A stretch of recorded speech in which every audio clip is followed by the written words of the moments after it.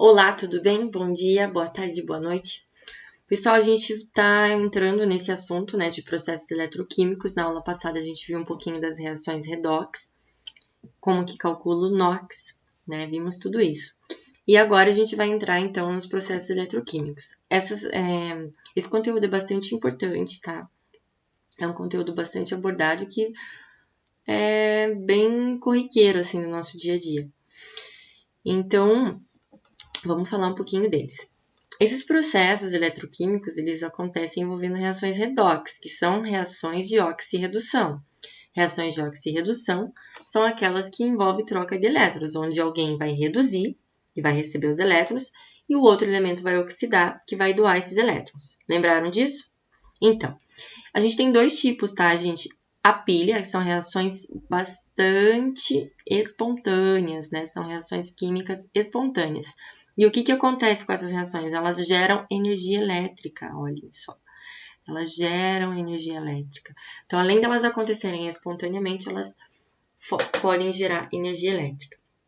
Quando a reação não é espontânea, e ela também envolve esse tipo de reação redox, né? Que é a oxirredução,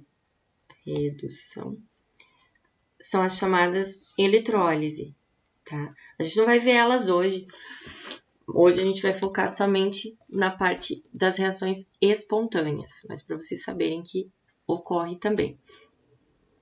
Bom, então essas reações são ditas pilhas, né? Vocês conhecem, temos muitas pilhas por aí. Então a pilha, na verdade, é um dispositivo, né, que acontece essas reações espontâneas de oxirredução e que geram corrente elétrica, tá?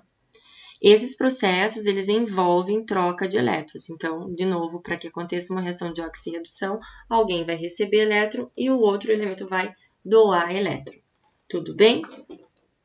Gente, isso ocorre de diversas formas. Tem vários experimentos que vocês podem fazer em casa com limão, que vocês vão ver o limão e uma moeda. Vocês vão ver a geração de energia. Vocês conseguem acender algumas lâmpadas de LED com isso. Eu vou deixar alguns vídeos para que vocês, se vocês se interessar, quiserem fazer. É um experimento bem legal. E aqui, como que isso acontece, então, né, no nosso dia a dia? Eu trouxe esse textinho aqui, que é sobre como que funciona um carro movido a hidrogênio, combustível a hidrogênio. Então, gente, vocês sabem, para a gente tem um carro que vai ser movido, ele precisa de uma energia. E essa energia vem através da energia liberada na combustão, né? Então, a gente hoje, no lugar de hidrogênio, é utilizado petróleo, né? É utilizado gasolina, na verdade, né? Um derivado do petróleo ou álcool. Essa tecnologia, ela já é bastante conhecida desde os anos 90, tá? De hidrogênio como combustível.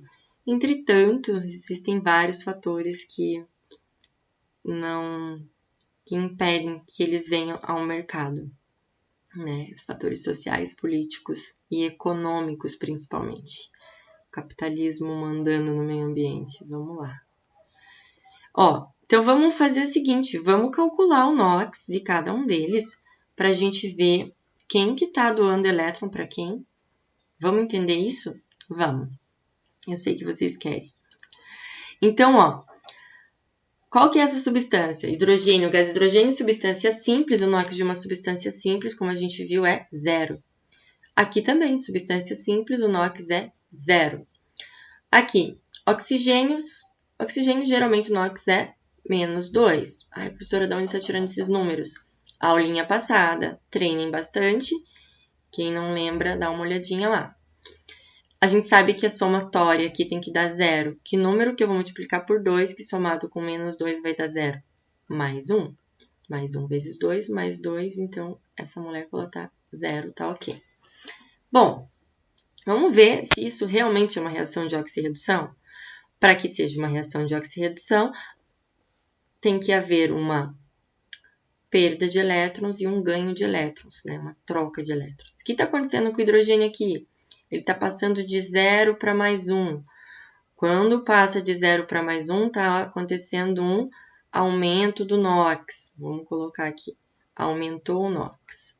Se aumentou o NOx, está sofrendo uma oxidação. Está sofrendo uma oxidação. Nas pilhas, quem sofre oxidação é um eletrodo chamado ânodo. O ânodo, ele tem um polo negativo, certo? Quem sofre oxidação está perdendo elétrons. Então tá, perde elétrons. O que mais que a gente consegue ver aqui?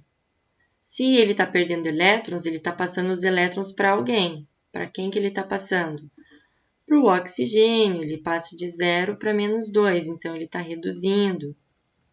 Redução.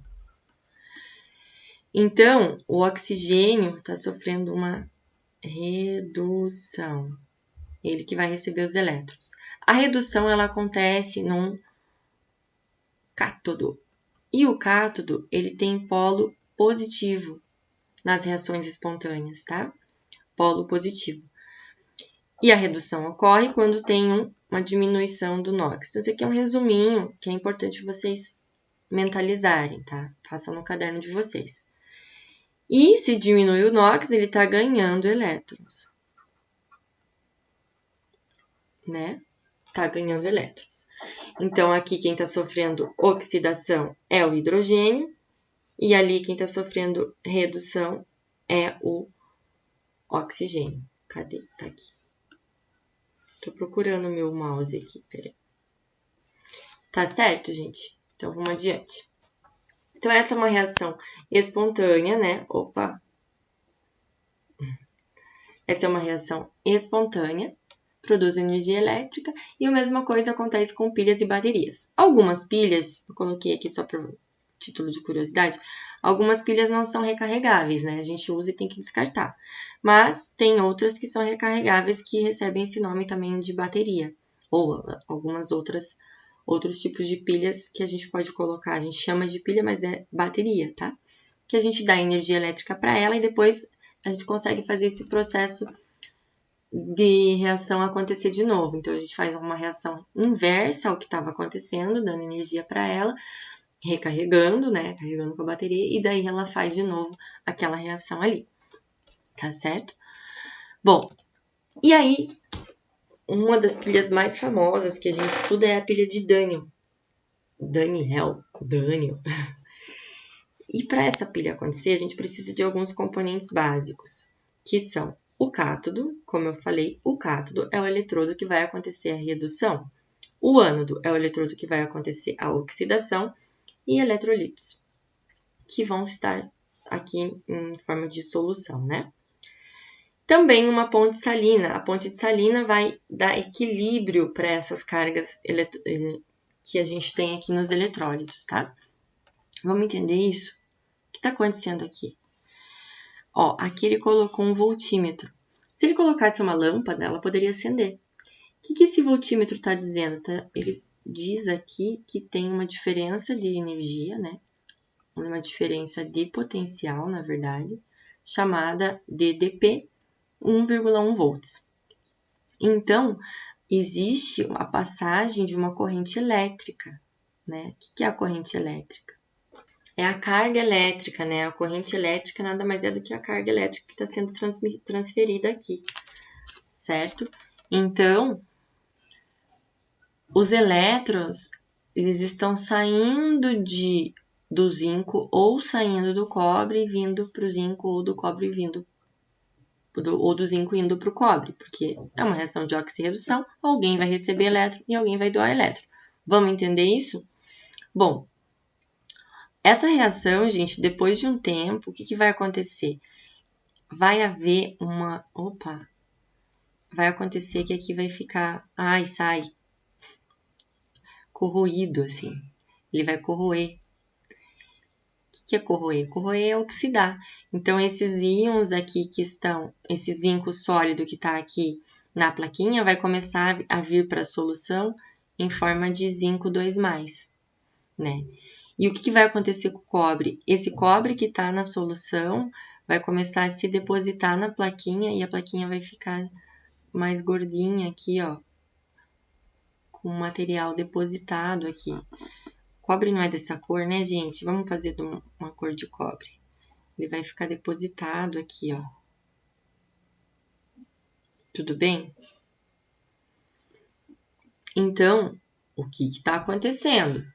Eu posso dizer que o zinco 0, ele está indo para a solução e se transformando em zinco 2+. Quando o zinco vai para a solução e se transforma em zinco 2+, a gente passa a ter uma perda de 2 elétrons, não é? Por quê? Não era 0, passou para 2+? Aumentou o NOx. Quem aumenta o NOx perde elétrons, perdeu 2 elétrons. Isso que eu fiz aqui é chamada a semi-reação. Semi-reação. Por que está falando tudo isso? Porque existem várias formas de a gente representar uma pilha.